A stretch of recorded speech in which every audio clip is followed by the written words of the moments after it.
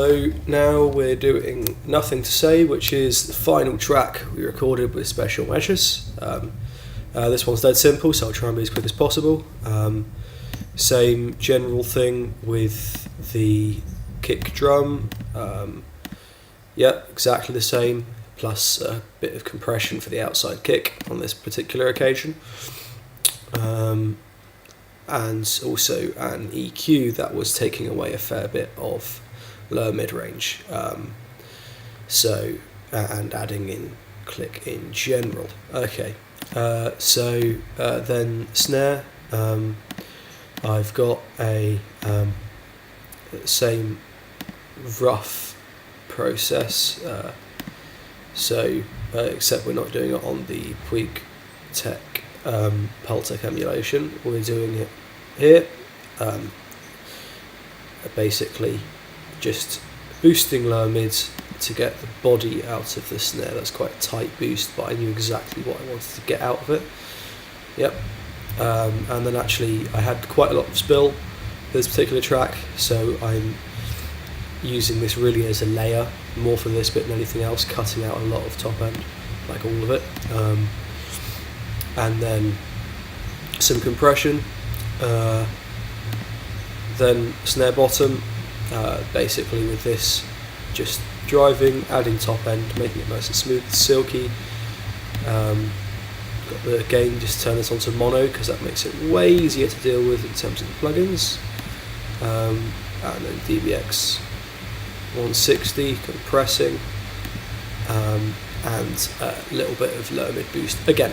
And then that went all into an LA2A just to glue it in together, and an EQ which is doing some shaping there. So it's got some quite heavy EQ work. I probably could have been more efficient with that, all in all. Then rack tom and floor tom, same deal with these fundamentally. I'm basically trying to eke top end out, and then get some sustain out, dead in the toms in the mixing, so that I can put them higher in the mix. And then panning the hard left and right. So that's happening with both of these, and cut them out again. Overheads, so no processing on the individual channels. All of it's being done here on the summing bus. So that's really simple. High pass, dirty compression, LA2A again for compression. Superchargers giving it more brightness, a little bit of saturation and compression. So I'm really flattening out these overheads, and then side chaining to the kick, and just some gain for automation purposes.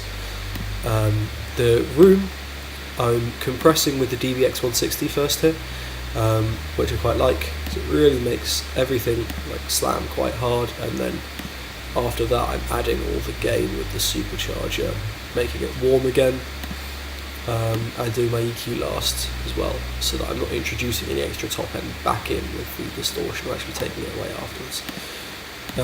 Guitars, this one's fairly simple, so I quad-tracked these with Ryan in the studio because I knew I'd want to for this song. I heard it immediately and thought that's exactly what I want to do. So only one mic on all of these guitars, but same. I'm playing the same parts, so there's the really distorted part and there's the melodic part there, and basically simulating the effect of more distortion, adding a tiny little bit of kind of mid-rangey thing, and this just cleans it up, and then loads of top end. That's what I've been doing basically.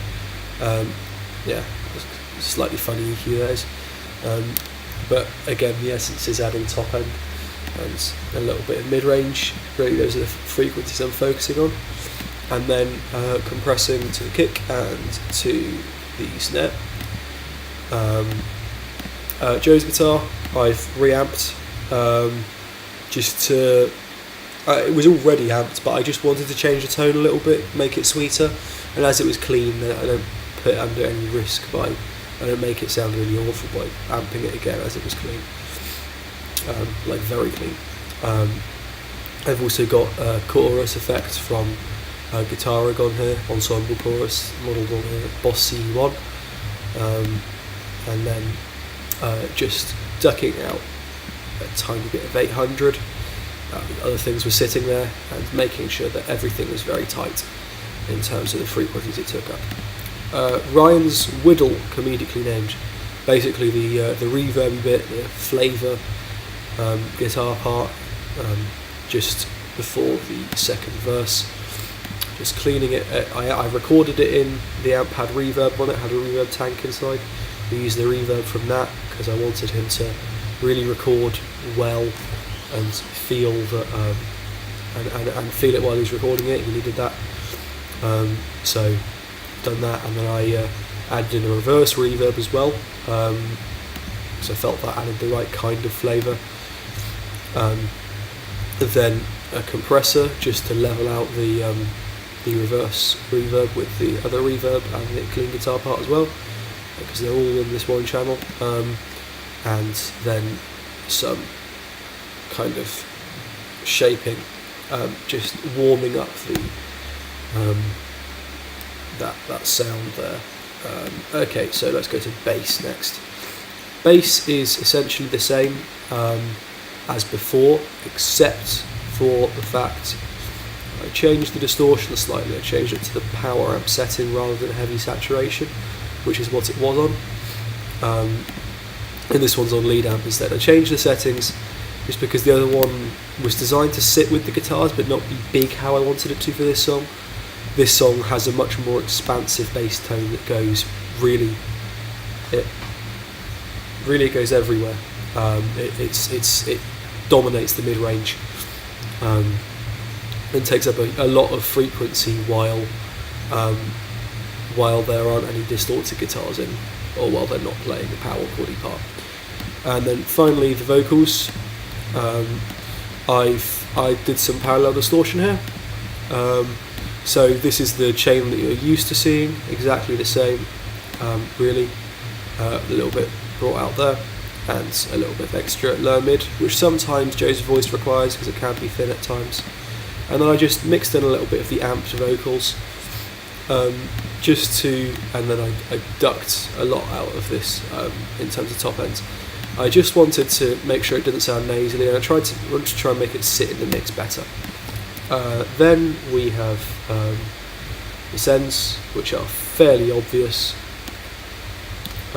So we've got our vocal reverb with the RC48, same thing as beforehand, 1 second, 1.5 seconds, decent length for a reverb. Slapback I went to on this time on the J37. I tried to slightly more high fidelity delay as well, at 15 rather than 7.5. And then snare verb, same settings as usual. I'm trying to get a nice quick reverb that's got that low mid content that gets out of the way fairly quickly, and a smaller version of that for the ring. Then my sub is exactly the same as usual, and I'm compressing it again, compressing everything against the vocals on the music bus. The Paracomp for drums, DBX160, that kind of turned into my favourite compressor to use for parallel compression, bus compression. Just because everything kind of pops out of it, it's quite nice. And then EQing that afterwards, just a cheeky bit of boost there. Actually, for parallel compression, 6 dB isn't too much. I'm mixing that in. And then the stereo out is exactly what you'd expect. I've taken out some of the other things I did here, taken out the top boost, and actually mixed this quite well. And then tiny bit of tickly compression, LA2A doing the same thing again, and then I'm boosting by 10.4 dB into the limiter this time.